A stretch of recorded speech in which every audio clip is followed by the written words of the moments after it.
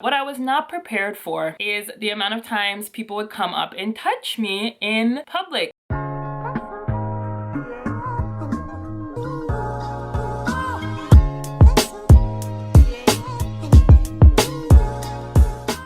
It's Haruinkorea, and today I'm going to tell you guys about the 5 things that I wish I would have known before moving to South Korea, especially as a black person. Okay, number 1 is I wish that I would have known how willing Korean people would be to just come up to me in public and randomly touch me. So before moving to Korea, especially as a black person, I knew, okay, I'm going to be different. People are probably going to look at me, stare at me, maybe want to take pictures with me. I had seen a lot of things about being black in Asia and people just coming up and wanting to take pictures with black people and being super fascinated, which I mean, I get that, you know, a lot of Korean people, they don't get to see a black person or get to see somebody that looks like me every single day. I completely understand that. I get why maybe you want to stare, maybe it's surprising to you, you know. I understand that, and I was expecting that. I was prepared for that. What I was not prepared for is the amount of times people would come up and touch me in public, especially without asking me. So all the time people are coming up to me and they're wanting to touch my hair. Sometimes they ask before they touch. Sometimes they just come up and say, oh my goodness, your hair, it's so pretty. And like, I see them reaching out. It looks, sometimes I can see like a slight hesitation. And I'm like, yeah, think about it. Think about it. Would you want me coming up to you and touching your hair? And honestly, if you came up and started a conversation and then asked to touch my hair, I might not have as big as a problem with it. Sometimes they don't even say anything. I'll just be like standing somewhere, and usually it's middle-aged lady or older lady. I'll just be standing somewhere and the person will just still be touching my hair from like behind or something. And then when I look back at them, then they start saying like, oh, your hair, is this your real hair? How long did it take to get done? Blah, blah, blah. And I am not a confrontational person. So if somebody touches me, I could just be like, hey, don't do that, please, or please stop touching me. But usually what I do is I'm just like, okay, just get through the conversation and hopefully nothing super weird will happen. So not only do people come up and touch my hair all the time, I have also had people come up and like comment on what I'm wearing or my clothes while either pointing or touching the clothes. So most recently at the beginning of spring, I was wearing shorts because I was going on a bike ride and I wanted to not get hot. So I was wearing shorts. I went to the beach just to look around, and this middle-aged lady comes up to me and she like full stops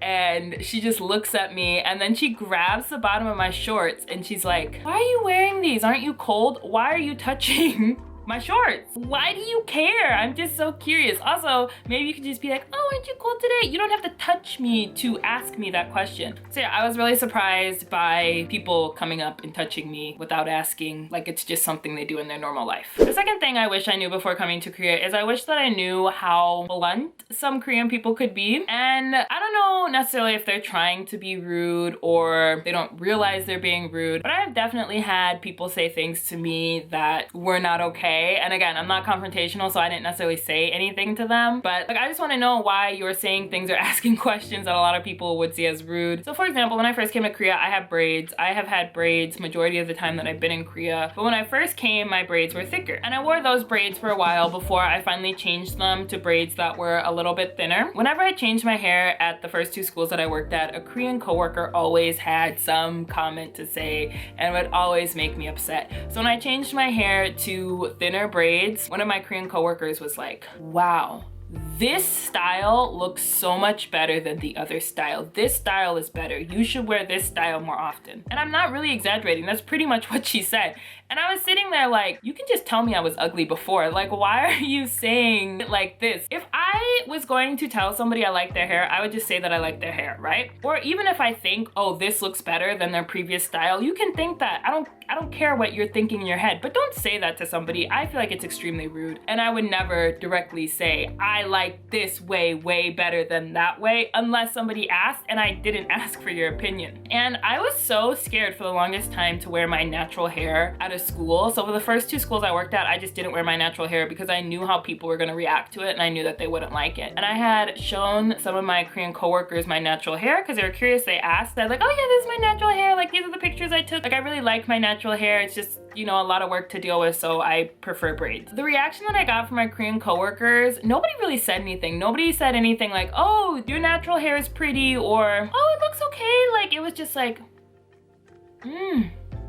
like, that's the reaction I got. And then they're like, I like the braids. Yeah, I like the braids. Your face told me everything I needed to know. Another example about people commenting on me, and especially my body or my appearance, is one time I went to a hueshik with my coworkers, Korean coworkers and foreign coworkers. And I remember I was sitting down to eat, and I was sitting next to a Korean coworker. And when I sat down, they saw, like, you know, when you're like wearing, I don't know, just wearing clothes, you know, anybody, whether you're skinny or not skinny, whenever you sit down, a lot of people just have a little pooch, you know, there, like, it's just there. Okay, we don't need to comment on it. And I've never had somebody comment on my little pooch until I sat down next to that Korean coworker. Like, we didn't even start eating yet. And as I sit down and she sees my pooch, she's like, oh, Brianna teacher. And then she starts poking my stomach. I wasn't even fat. And then she's like, you need to suck your stomach in. You want me to eat. We were going to eat Korean barbecue. You want me to eat Korean barbecue with my stomach sucked in? Are you serious? And also, you have a pooch too. Everybody has a pooch. Like, even skinny people have a pooch. I was so upset. The first 2 schools that I worked at, I was always getting comments on my appearance, and I hated it. So the third thing that I'm gonna talk about doesn't necessarily have anything to do with me being Black, but this is something that if you ask probably any foreigner in Korea would have similar things to say. And that is the fact that doing almost anything online in Korea as a foreigner is the most annoying and complicated process. Because Koreans usually have 3-syllable names, it is very simple for them to write their name and whatever online form they need to do or complete, and it's not a problem. But as a foreigner, how am I supposed to break down Brianna, Carmelita, and then my last name? And one of the ways that this has been the most annoying in my time in Korea is whenever I need to do my taxes, I cannot do them online. And the reason is, which no one could ever give me a exact answer, is because whoever entered my name into the system when I first came to Korea did not do it correctly, and apparently they can't figure out how to change that. So on my passport, my name is written a certain way. On my ARC, my middle name is Carmelita, which is a pretty long name, but it has a hyphen on my ARC because it's so long that it needs to go to the next line, so it has a hyphen. And so when I was trying to do my taxes for the first time and enter my name into the home tax website, I couldn't figure out how to do it. I entered my name in so many different ways, and then finally I talked to the people in charge at my school. They're calling everybody, trying to figure out what they need to do, and they're calling immigration. Immigration's telling them to call the bank's telling them to call somebody else. They called everybody. They tried so hard to figure out why I could not do my taxes online, because I couldn't even log into the system because it kept telling me my name was wrong. And so eventually they were like, okay, well, why don't you try capitalizing every single letter? Okay, why don't you try capitalizing just the first letter of each of your names? Okay, just try capitalizing some of the letters, try capitalizing none of the letters, try putting it all together, try putting it with your middle name with a hyphen, no hyphen. Like, just such a complicated process. And I was not the only one having this problem. Like, a lot of the foreign teachers at my school at that time were having the same exact problem, and they couldn't figure out how to enter their names until finally one magic way it entered, like with all capitals or no capitals. And it was different for everybody. It wasn't like there was a universal way. And so eventually for me, my solution was I always need to go to the tax office and get the paper that I need to do my taxes at the end of the year, which is slightly inconvenient, but I can do it. But still, like, as a society that seems to want to be more open and wants to be global and wants teachers to come and teach their kids English, it seems like you would have a way for us to enter our names online easily. The fourth thing that I wish that I would have known before coming to Korea is that I wish that I would have known that Korea is not as safe as people play it off to be. And what I mean by that is, yes, I definitely feel a lot safer in Korea when I walk outside, and if I hear a loud sound, I don't have to worry about it being a gunshot. And as a teacher going to work every day, I don't have the fear that there's gonna be a school shooting at my school, right? So I very much appreciate those things, and that definitely makes me feel safer. I don't feel worried that I'm gonna get, you know, robbed while I'm walking down the street. I don't have those fears, but I feel like in Korea, a lot of the crimes that are committed are done in secret. So I feel like Korean people people are not willing to commit a crime out in the open, because if they do that, other people can see them and then they can be judged. And Korea really likes to keep up their image. And so I definitely feel like you need to be aware of the crimes that can happen in secret. One of the big things that is happening in Korea right now is that people are finding hidden cameras in the Airbnbs or in public bathrooms or just in places where you feel like you should be able to have privacy, and there's a hidden camera. Domestic violence crimes are also something that happen in Korea. Also, you need to be careful about getting scammed and scammers. One of the things that happened to me a few times when I first came to Korea, especially in Seoul, is taxi scammers. So if you get in a taxi and you see they do not immediately start the meter, you need to tell them, I don't care if you can't communicate, like, start that meter. Or if they ever tell you, oh, we don't take card, we only take cash, they're lying to you. They're then telling you a different price. And yeah, that happened to me at least 2 or 3 times when I was in Seoul. Okay, the 5th thing that I wish that I would have known before coming to Korea, I'm gonna make a little lighter than the other ones, is I wish that I would have known